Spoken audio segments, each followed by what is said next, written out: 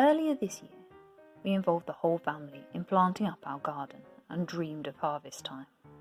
Well, now that time of year has arrived, and I thought it would be good to share with you how we've got on and the extra learning that we've added into this process. If that sounds like something you'd be interested in, hit that subscribe button and let's get started. An early success was our broad beans and peas. These grow in pods, so they're great for children to shell. Not only is this fine motor skills practice at its best, it's a great way to inspire my boys to eat their vegetables. Carrots are starting to emerge around now. We like to count the amount that we have as we harvest them, and we sort them by size. This is lots of extra quick learning and vocabulary work.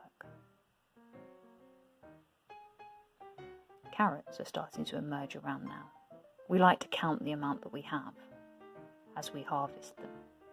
We've also done really well with our fruit this year, getting some strawberries and raspberries earlier on in the season, and now apples and blackberries, and even some blueberries.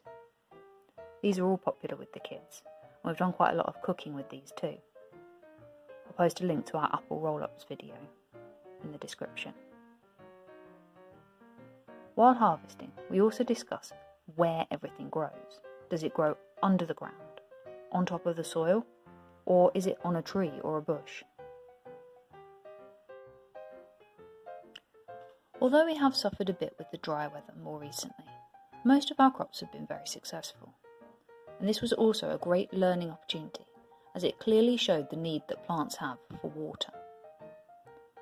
Whenever we could, we took the boys out to help water the garden with their watering cans and discussed the need of different things for plants to grow.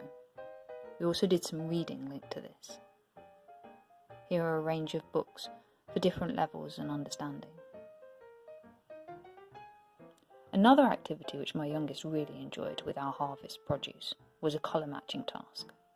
I gathered a range of fruit and vegetables which we had harvested and arranged them in our trog tray, along with part of the Curious Kids 101 colour matching and counting learning pack.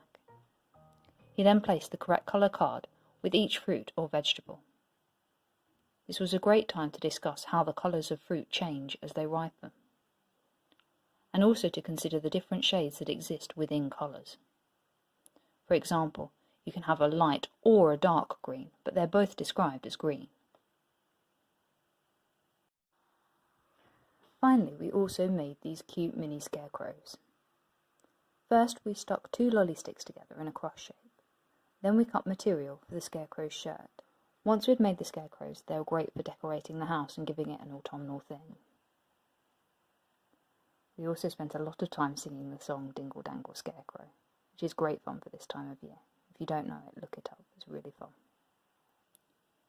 We've got lots of learning and enjoyment from the food in our garden this year, even though our garden is pretty small. So even if you're not green-fingered, I would highly recommend growing whatever fruit or vegetables you can at home in your space. Many can even be grown in containers if you don't have any outdoor space. Or maybe consider visiting a pick-your-own-fruit farm. These create really powerful and fun memories, as well as great learning opportunities.